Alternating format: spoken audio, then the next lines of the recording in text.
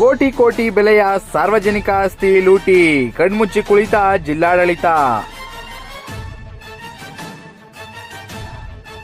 ಸರ್ಕಾರಿ ಜಮೀನಿನಲ್ಲಿ ಅಕ್ರಮ ಇಟ್ಟಿಗೆ ಫ್ಯಾಕ್ಟರಿ, ಅಕ್ರಮ ಬೃಹತ್ ಕಟ್ಟಡಗಳು.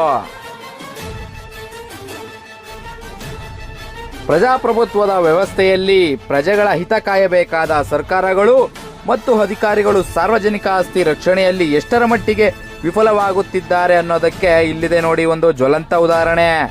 ಚಿಕ್ಕಬಳ್ಳಾಪುರ ಜಿಲ್ಲೆಯ ಶಿಡ್ಲಘಟ್ಟ ತಾಲೂಕಿನ ಕಸಬಾ ಹೋಬಳಿಯ ಕೋಟಹಳ್ಳಿ ಗ್ರಾಮದ ಸರ್ವೆ ನಂಬರ್ 68ರ ಸರ್ಕಾರಿ ಜಮೀನಿನಲ್ಲಿ ಅಕ್ರಮ ಕಟ್ಟಡಗಳು, ಇಟ್ಟಿಗೆ ಫ್ಯಾಕ್ಟರಿಗಳು ತಲೆ ಎತ್ತಿದ್ದರೂ ಸಹ ಅಧಿಕಾರಿಗಳು ಕಂಡು ಕಾಣದಂತೆ ಜಾಣಕುರುಡರಾಗಿದ್ದಾರೆ.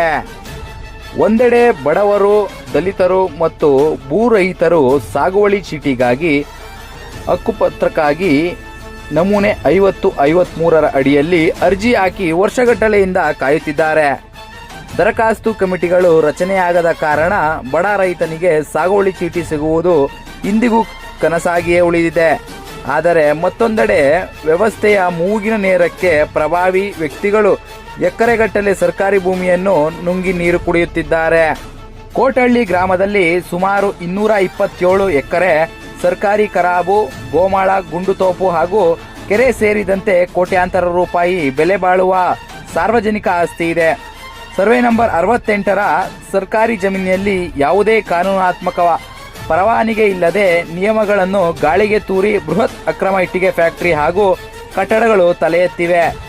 ಸಾರ್ವಜನಿಕ ಸ್ವತ್ತನ್ನು ಖಾಸಗಿಯವರು ಈ ರೀತಿ ಲೂಟಿ ಮಾಡುತ್ತಿದ್ದರೂ ಸ್ಥಳೀಯ ಆಡಳಿತ ಮತ್ತು ಕಂದಾಯ ಇಲಾಖೆ ಮೌನ ವಹಿಸಿರುವುದು ಹಲವು ಅನುಮಾನಗಳಿಗೆ ದಾರಿ ಮಾಡಿಕೊಟ್ಟಿದೆ.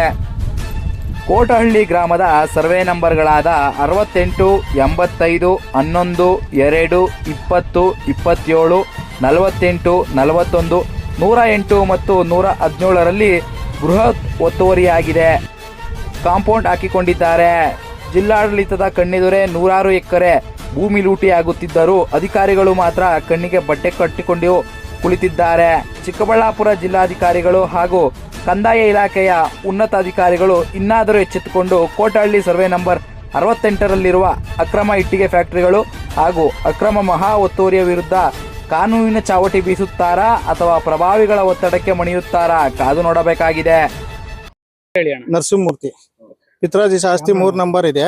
3 ನಂಬರ್ಗೆ ಮೇಲೆ ಖರಾಬ್ ಇತ್ತು. ಖರಾಬಲ್ಲಿ ನಾವು ಅರ್ಜಿ ಹಾಕೊಂಡು ಅರ್ಜಿಯಲ್ಲಿ 35-40 ವರ್ಷದಿಂದ ನಾವು ಅನುಭವದಲ್ಲಿದೆ. ಒಂದು ಅರ್ಜಿ ನಮ್ಮ ತಾಯಿ ಹೆಸರಲ್ಲಿ, ನಮ್ಮ ತಂದೆ ಹೆಸರಲ್ಲಿ ಆಗಿದೆ. ಇನ್ನೊಂದು ಅರ್ಜಿ ನಮ್ಮ ಅಣ್ಣ ಹೆಸರಲ್ಲಿ ಹಾಕಿದ್ವಿ 2 ಎಕರೆಗೆ. ಅದು ಪೆಂಡಿಂಗ್ ಇದೆ. ಕಮಿಟಿ ಕುತ್ಕೊಂಡಿಲ್ಲ, ಯಾವುದು ಫಾರ್ಮೇಸಿ ಬಂದಿಲ್ಲ, ಯಾರಿಗೂ ಆಗಿಲ್ಲ. ಅರ್ಜಿ ಇದೆ ನಮ್ಮ ಹತ್ರ. ಸರ್, ಈಗ ನೀವು ಎಷ್ಟು ಎಕರೆ ಜಾಗದಲ್ಲಿ? ನಾವು 3 ಎಕರೆಗೆ ಹಾಕಿರೋದು. 3 ಎಕರೆನೇ ಇನ್ನ ಕಡಿಮೆನೇ ಇದೀವಿ. 3 ಎಕರೆ ನೀವು ಅರ್ಜಿ ಹಾಕಿದ್ದೀರಾ? ಹೌದು. ಈಗ ಇದ್ರಲ್ಲಿ ನಿಮ್ಗೆ ಎಷ್ಟಾಗಿದೆ? ನಮ್ಗೆ 29 ಗುಂಟೆ ಆಗಿದೆ. 29 ಗುಂಟೆ. ಇನ್ನು 2 ಎಕರೆ ಇದ್ದೀರಾ? ನಾವು 35-40 ವರ್ಷದಿಂದ ಇದ್ದೀವಿ.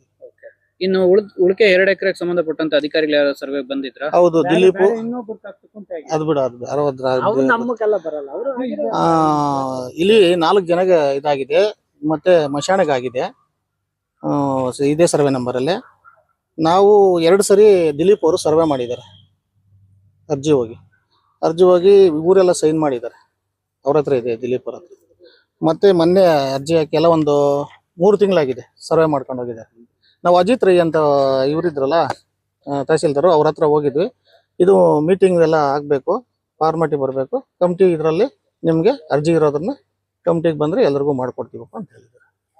ಓಕೆ, ಈಗಿರೋ ತಹಸೀಲ್ದಾರ್ನ ಏನಾರ ಇಲ್ಲ, ಭೇಟಿ ಆಗಿಲ್ಲ. ಇದಕ್ಕೆ ಸಂಬಂಧಪಟ್ಟಂಗೆ ದಾಖಲೆಗಳೇನೇನು ನಮ್ಮ ಹತ್ರ ಇದೆ ನೋಡಿ. ಇದೆ ಅರ್ಜಿ ಇದೆ. ಮತ್ತೆ ಇವಾಗ ದುರಸ್ತಿ ಆಗಿರೋದು 29 ಗುಂಟೆದು ಫೈಲ್ ನೋಡಿ. ನಿಮ್ ತಾಯಿ ಹೆಸರಿಗೆ ಆಗಿದೆ? ಹೌದು, ನಮ್ಮ ತಂದೆಯಿಂದ ನಮ್ಮ ತಾಯಿಗೆ ಪೌತ್ಯಾರ್ಸ, ನಮ್ಮ ತಂದೆ ಇಲ್ಲ.